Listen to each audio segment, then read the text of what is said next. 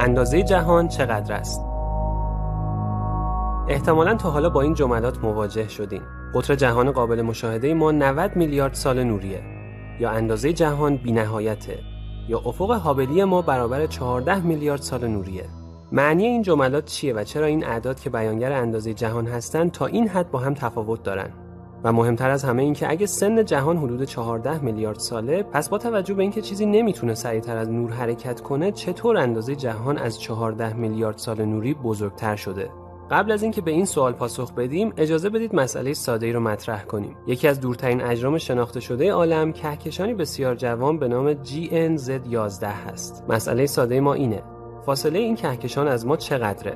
اما جوابی که از یک کیهانشناس خواهید شنید اینه که بستگی داره. ممکنه اعتراض کنید که چرا همیشه عادت دارید مسائل رو بی جهت پیچیده کنید، اما در حقیقت مسئله واقعاً پیچیده است.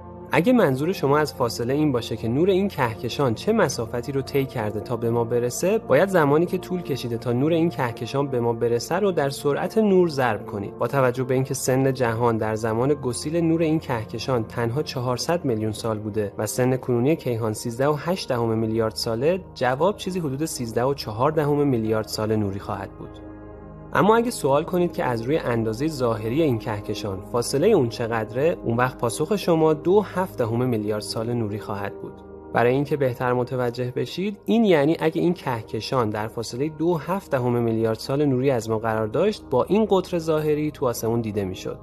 حالا اگه بپرسید اصلا اگه در زمان حال بین خودمون و این کهکشان یه خطکش قرار بدیم، عدد روی این خطکش چقدر خواهد بود؟ پاسخ شما 32 میلیارد سال نوریه. تمامی این اختلافات عجیب از یه حقیقت ساده ولی بنیادی ناشی میشه: جهان ما در حال انبساطه. اگه انبساط کیهان وجود نداشت، اون وقت تمامی این اعداد یعنی 2.7 و 13.4 و 32 میلیارد سال نوری با هم یکی میشدن. اما انبساط جهان باعث میشه که این اعداد با هم متفاوت باشن. برای مثال اینکه اندازه ظاهری این کهکشان طوری به نظر میرسه که انگار در فاصله 2.7 میلیارد سال نوری از ما قرار داره، تنها به این دلیله که در هنگام ارسال نور این کهکشان به سمت ما، فاصله‌اش از ما 2.7 میلیارد سال نوری بوده. در واقع در گذشته فاصله ما از این کهکشان کمتر بوده. حالا سوال اینجاست که اگه فاصله این کهکشان از ما در هنگام ارسال نور 2.7 میلیارد سال نوری بوده، چرا 13.4 میلیارد سال طول کشیده تا نورش به ما برسه؟ باز هم به خاطر انبساط جهان این اتفاق افتاده. در واقع نور درست مثل دونده‌ایه که خط پایان مسابقه رو ازش دور میکنن، بنابراین بیشتر طول میکشه تا مسابقه رو تموم کنه. در واقع انبساط جهان دائما فاصله ما و GNZ11 رو افزایش داده تا 13.4 میلیارد سال طول بکشه تا نور این کهکشان به ما برسه. از طرف دیگه انبساط جهان باعث شده علیرغم اینکه فاصله ما تا GNZ11 هنگام ارسال فوتون 2.7 میلیارد سال نوری بوده، ولی فاصله کنونی ما از GNZ11 برابر 32 میلیارد سال نوری باشه. یعنی جهان از زمان ارسال فوتون تا زمانی که ما اون رو دریافت کنیم 12 برابر بزرگتر شده. با طرح این مسئله ساده احتمالاً باید حدس بزنید که اندازه جهان تعریف چندان سرراستی نداره. یکی از تعاریف ساده برای اندازه جهان اینه: دورترین جسمی که میتونیم ببینیم الان چه فاصله‌ای از ما داره. فاصله دورترین جایی که نور مرئی اون به ما میرسه در حال حاضر حدود 93 میلیارد سال نوریه.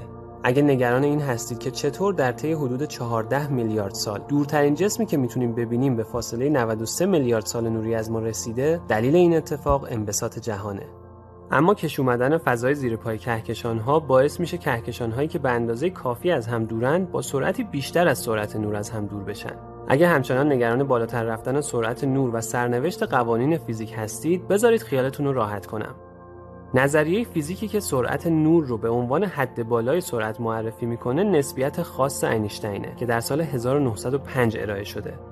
خود اینشتین 10 سال بعد نسبیت عام رو ارائه کرد که نسبیت خاص در واقع حالت خاصی از نسبیت عام هست و قوانین اون فراگیرتر از نسبیت خاص هستن. چارچوب نظریه کیهانشناسی هم نسبیت عام هست. بنابراین بالاتر رفتن از سرعت نور در کیهانشناسی هیچ تناقضی با هیچ قانون فیزیکی نداره و کاملا بر اساس قوانین نسبیت عام هست. اما سوال جالبتر اینجاست: اگه یه خطکش در کیهان درست کنیم، این خطکش رو تا چه اندازه‌ای میشه بلند کرد، یا امتداد این خطکش رو تا کجا میشه ادامه داد؟ شاید بیشتر آدم‌ها وقتی سوال اندازه کیهان چقدر است رو میپرسن، منظورشون همین باشه. جوابش تقریبا اینه: نمیدونیم. معادلات کیهانشناسی فرض میکنن که جواب این سوال بی‌نهایته. یعنی خطکش رو تا هر میزان دلخواهی میشه بلند کرد و متوقف نشد. ولی حقیقت اینه که اگه بخوایم بر مشاهده متکی باشیم باید بگیم که میدونیم تا 180 میلیارد سال نوری، یعنی قطر جایی که دیدیم، این خطکش متوقف نمیشه. بعد از اونجا هر چی که باشه بر ما پوشیده است. به طور خلاصه این سوال که ابعاد جهان چقدر است رو باید با دقت پرسید و همچنین اگه پاسخ به این سوال عددی بزرگتر از 14 میلیارد سال نوری باشه مشکلی با قوانین فیزیک نداره، چرا که طبق نسبیت خاص نسبت به فضا نمیشه سریعتر از سرعت نور حرکت کرد، ولی خود فضا میتونه با هر سرعت دلخواهی حرکت کنه.